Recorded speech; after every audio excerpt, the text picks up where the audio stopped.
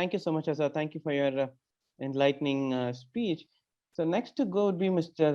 Binderiya. Had actually messaged me saying it's already kind of late in Mongolia and would like to go next. So I'm sorry, Blessing. So now Binderiya would go next. And Binderiya, as you speak, I would also like to know about your experience of sending some cows to North Korea when you were in the agriculture ministry, because I think that though it's funny, but I think it really gives perspective into bureaucracy. Vindy, I could go now. Yes, thank you very much, and thank you for allowing me to speak a little bit early. But now it's getting quite late here in Mongolia, so I will just wanted to speak and ask Dranedran to keep me speaking first.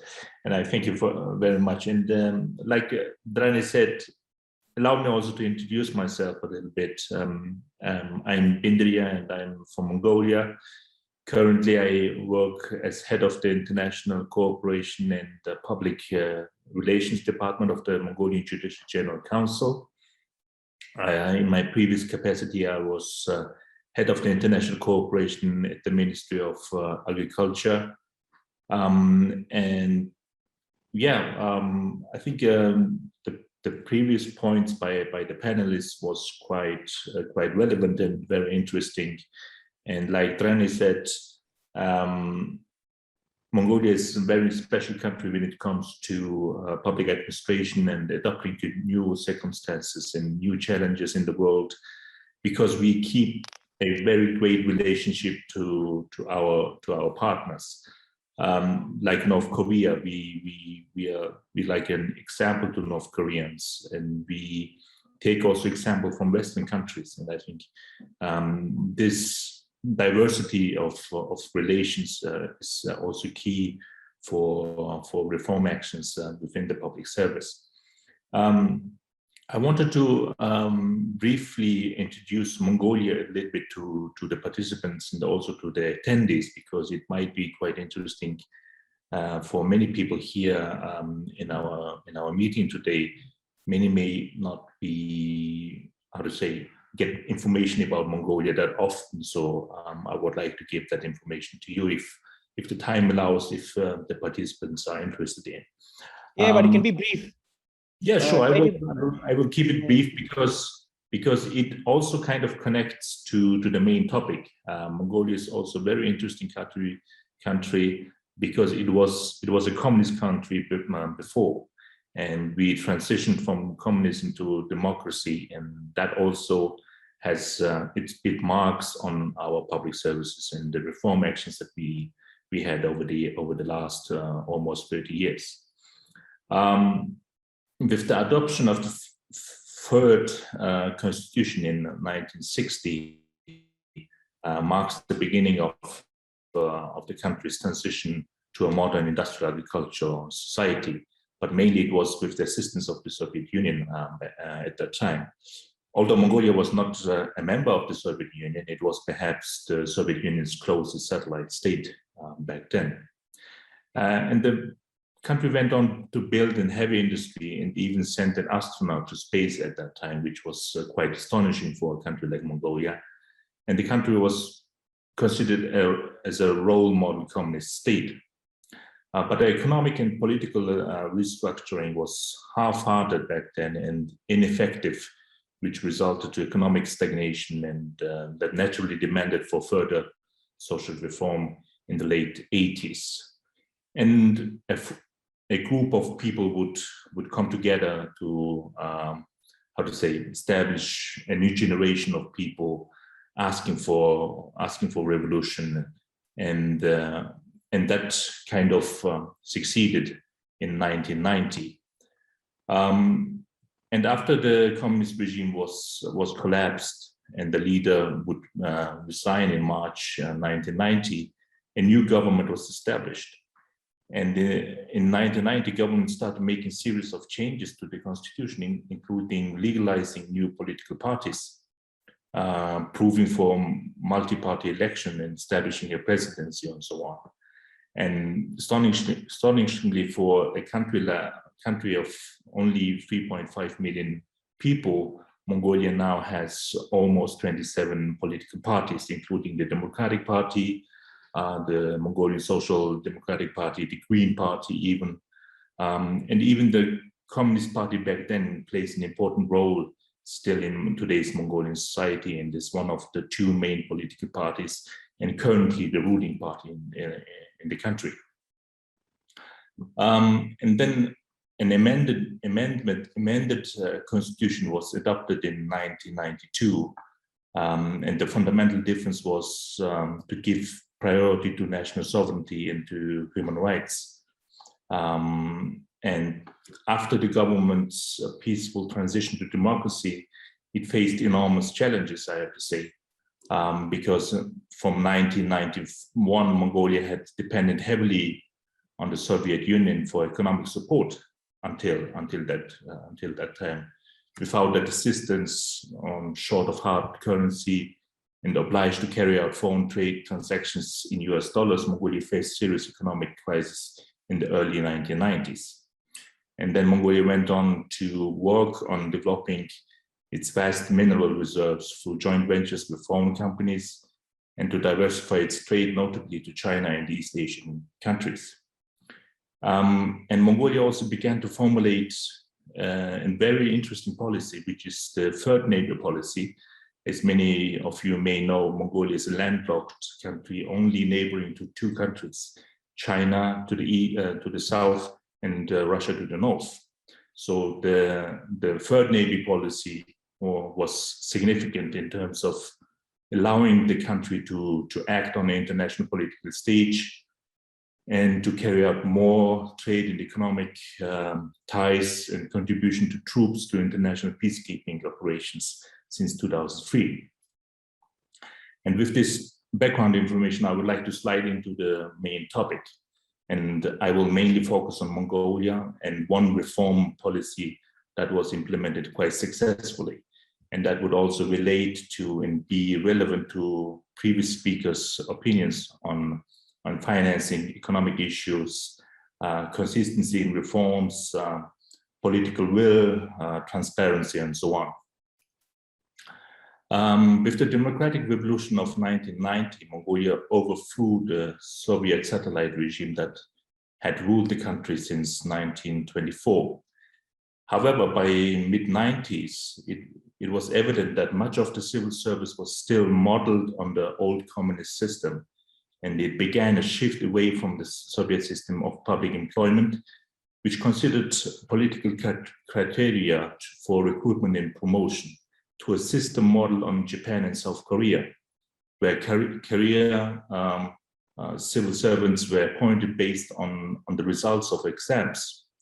And I will come back to that point to conclude my opinion on that. In order to bring discipline to its public expenditure and state budget in the mid-1990s, the Mongolian government adopted an ambitious public policy reform program based on the New Zealand's new public management model. The government wanted to complete Mongolia's transition to a full market economy, having carried out further privatization in then initiated civil service reform. The reform was largely based on New Zealand's, as I said, New Zealand's new public management program, which created a government structure based on private enterprise model. So the reform program was carried out in two phases. The first phase had 5 clear objectives. One was improving aggregate fiscal discipline. Second was strengthening the public sector's budget formulation and execution. Third was enhancing the public sector's operational efficiency. Fourth was addressing social impact and financing needs of the reforms under the government's reform program. 5, preparing the groundwork for continuing the reform.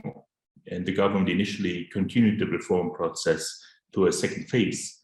And the second phase of the reform program aimed to increase accountability and efficiency in the public sector, which delivered fiscal sustainability and improvements in the delivery of key public services. The key improvements were: 1, enhancing institutional capacity to implement budget planning and financial management reforms. Second, increasing fiscal sustainability through pension reforms and administrative consolidation. Third, mainstreaming the government reforms and enhancing confidence in public institutions. So these two reform phases were completed back in 2002 when the parliament adopted the Public Sector Management Finance Law. So let me follow up on my previous point about shifting from Soviet-style public service to the New Zealand's new public management model. The Parliament of 1996 decided to remake Mongolia's civil service in the image of the New Zealand's, holding managers responsible for outputs specified in annual performance contracts. The Parliament then passed a law which would allow the recruitment of public servants to be based on competitive examination rather than allegiance to a political party. However, the government was still unable to stop local government units from overspending the budgets. This led to an environment in which the central government had almost no oversight in their local government units. This has left the government with no other choice than to reform its civil service radically in order to complement its transformation to a private market economy. So the major result of the reform was the centralization of the budget authority and the introduction of the Treasury single account system, which led all the accounts of public entities to be overseen by the Ministry of Finance. Because the decentralization system had allowed public sector organizations to serve their own interests rather than those of the public. So the centralization allowed the Ministry of Finance to have oversight of all the electronically updated accounts from the Treasury, meaning that the ministry knew exactly how much cash the Mongolian state had each day. And I also looked into a World Bank financial performance review from 2015, which is quite recent. Mongolia, and in that performance review, Mongolia has, according to World Bank, a decent public finance management. So the review says the budget is realistic and implemented as intended. The budget and the fiscal risk oversight are comprehensive, and fiscal and budget information is accessible to the public. The budget is prepared with due regard to government policy. The budget is implemented in an orderly and predictable manner, and there are arrangements for the exercise of control and stewardship in the use of the public funds, and so on. And generally, the reform actions were received very positive among the public. There are quite a few public pollings which I looked for today.